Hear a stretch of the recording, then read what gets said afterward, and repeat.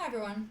Okay, so as promised, I said that I would try and do the task that I set for you all, which was to basically do a 10-minute audio, video, or written presentation. That's the wrong word.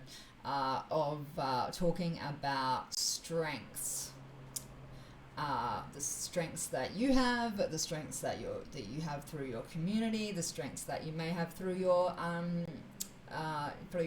country. Um, so here goes. The clock is starting at 40 seconds, so I'm going to try and make it to 10 minutes 40, and I expect that I'll run out of ideas well before that time, but this is part of the point, is like that we keep digging, you know. So okay, so starting off with my own personal strengths. I am relatively intelligent, I'd like to say. I don't like the word intelligent, I prefer bright. I watch the world through very a lens that is very open-minded and non-judgmental. I have great empathy, great abilities to empathize. I am an introvert, however, this does not mean that I can't be socially, I can't, that I struggle to socialize. I think I'm a fairly effective socializer. I'm just exhausted afterwards. I have a really great support network. I have a really great group of friends who I've had for like 30 years now, crazy. And a couple of friends I've had for less time than that, but mostly most of my friends are my old friends from when I went to university back fresh out of high school, and it's literally been 30 years, so we're still friends. So I also have two parents whom are loving in their own ways and are very supportive in the ways that they know how to be. I have stable accommodation. I'm so fortunate in that regard. I am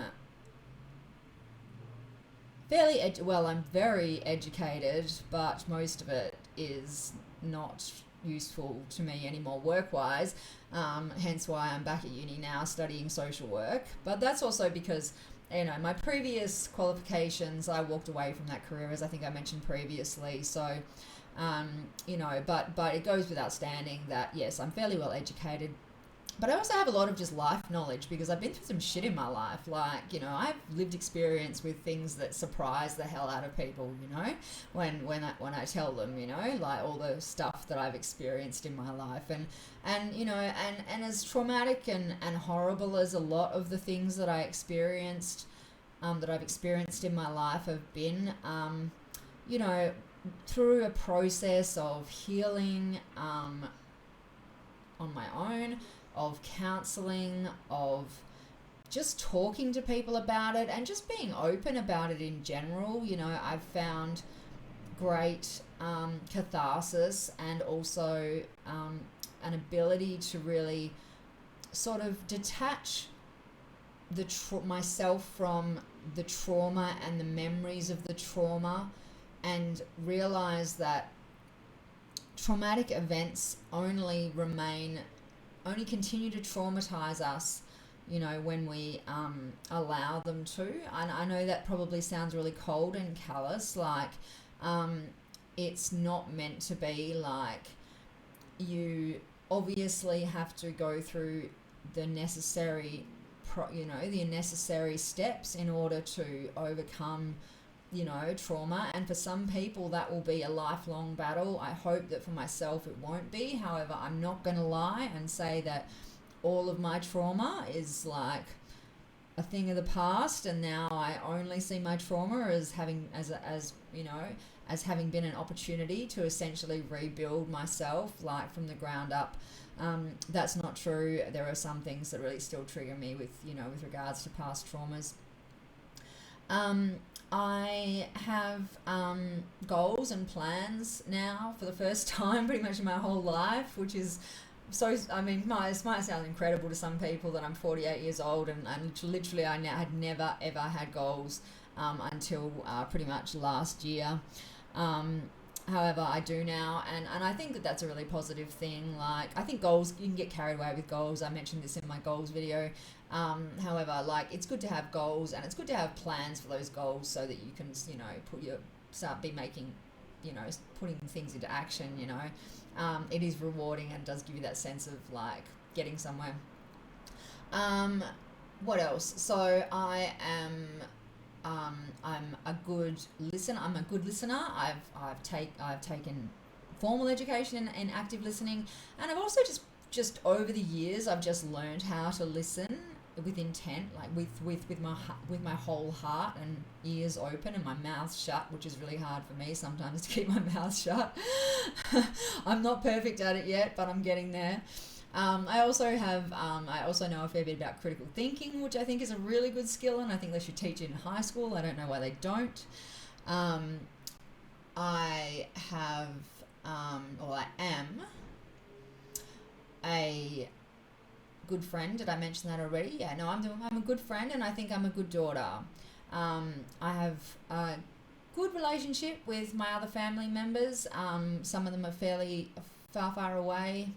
Well, the other end, at the other side of the country, which is far away if you live in Australia, I tell you, but, you know, but I try and remain in contact with them, you know. I don't have any brothers and sisters, so my cousins are the closest thing that I have to siblings, and I adore them, and try and stay in touch as much as possible. So, I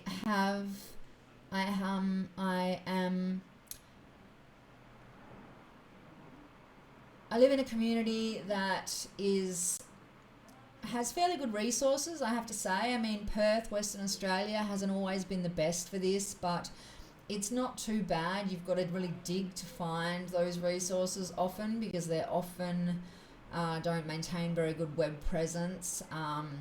However, if you dig in the right places, or if you speak to someone, or if you get engaged with a social worker, they can direct you towards those resources, and they're usually pretty cheap, pretty cost effective. So that's where I did all my counselling, all my grief and loss counselling, all my trauma counselling, drug and alcohol counselling.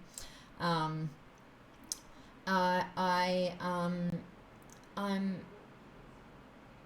have financial stability now for the moment. That, you know, like, that will be a battle for me getting through the rest of my degree, I know, and at some stage I may need to slow down my studies in order to be able to work more to sustain my lifestyle. Not that my lifestyle is an expensive one, but the cost of living is just so high now that you know, I mean, I know people who are on a segue. I know people who are on a full-time wage who are literally having to live out of their cars because they make minimum wage, and even though they work full-time, they can't afford a house, which is so horrible. So I'm so fortunate to have all of those things, and those are really great. Those are really great assets that I'm so grateful for. And I do not, and every morning when I wake up, I'm immediately grateful for. I think that I have a pretty good outlook on life these days. You know, I mean, everyone has bad days. I had a terrible day on Sunday, just was depressed in bed all day watching true crime on YouTube. However, I have enough self-awareness these days that I can accept the fact that everybody is going to have days where they just don't want to get out of bed. And I think that's okay. I think in a way having that understanding, like, is a form of self-care. I mean, it might not sound like lying in bed all day watching true crime is self-care, but I think that it's more like the decision to allow yourself to take a day off and just do nothing, but something that is, you know, just mildly, just entertaining, even if it is via the television, because, you know, you're getting overwhelmed and stressed out, which I really am at the moment with all my uni work. I'm a mediocre student. I'm not gonna lie. I was an A grade student by the end of my first degree, but coming into this one, not very good at all. I was, I still have the science mind, and I am now in the humanities, and oh boy, it's a whole different ball game.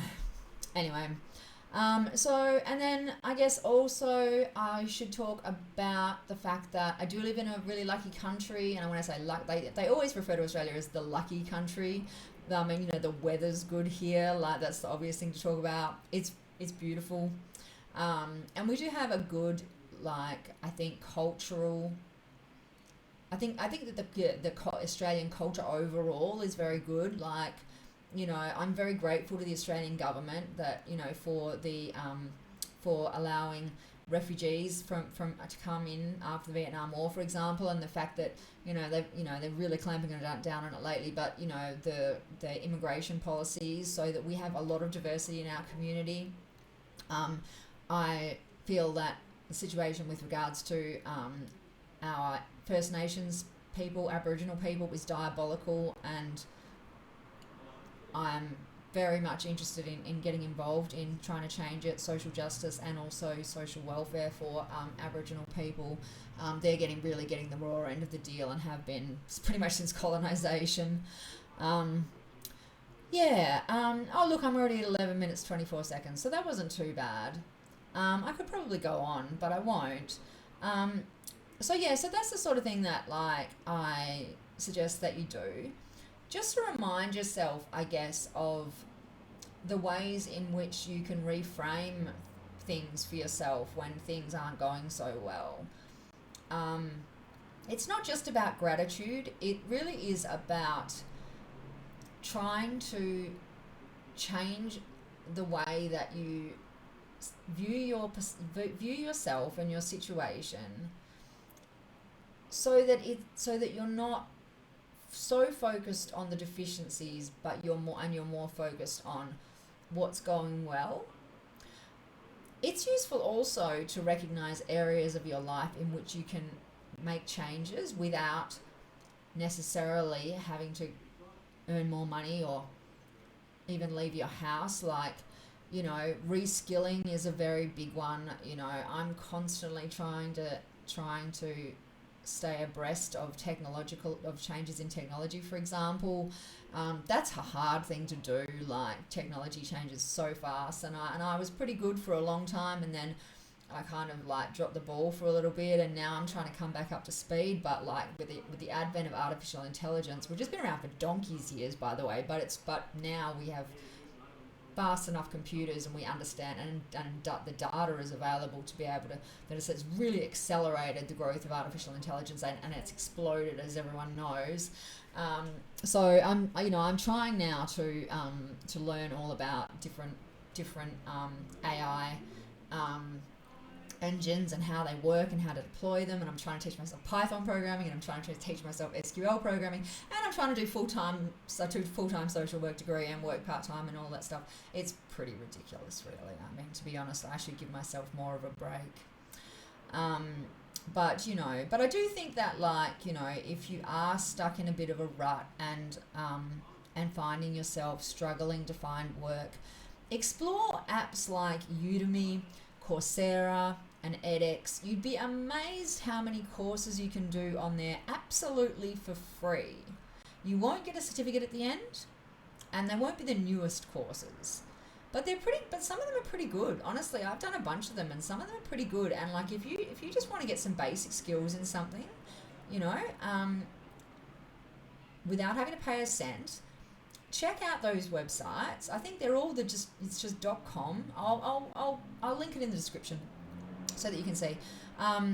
So that you can just click the links. I highly recommend them. I really do. Like, I think that they're awesome. And of course, then they have paid courses as well, and they're various costs, but they're much, much cheaper than if you were to go to one of these private education places that offer you a certificate at the end, especially if it's one of these Microsoft certified or something else certified. That'll be thousands of dollars for the course.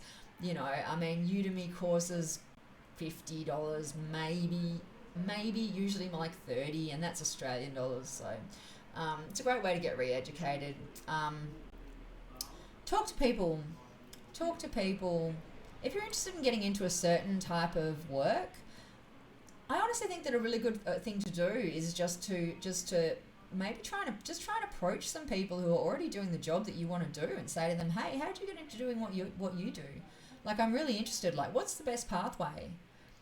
You know, because often what you might be imagining is the best pathway is not actually the most effective pathway. And sometimes there are some good shortcuts to getting into some fields that people spend years at uni completing a degree in, only to be essentially told by employers, no, we need people with real world experience, or we want people that have got certificates from TAFE or, you know, other things, you know. So look, university is not the be all and end all by any stretch of the imagination. There's a lot of options out there, especially if you live in a city, like, but even if you live rurally, a lot of this stuff's available online now, so long as you have a reasonably good internet connection. So anyway, so that's me on strengths. Can't believe I did it. I thought it was going to be much harder. Let me know how you go. Like, I'm really curious to hear, like, you know, how you went with that task, assuming that you did it at all, assuming that you even watched this video. All right, good night, everyone. The sun's about to set. You can see, like, the quality of this video diminishing even as we speak. I'll see you all. Pardon me. See you all in the next video.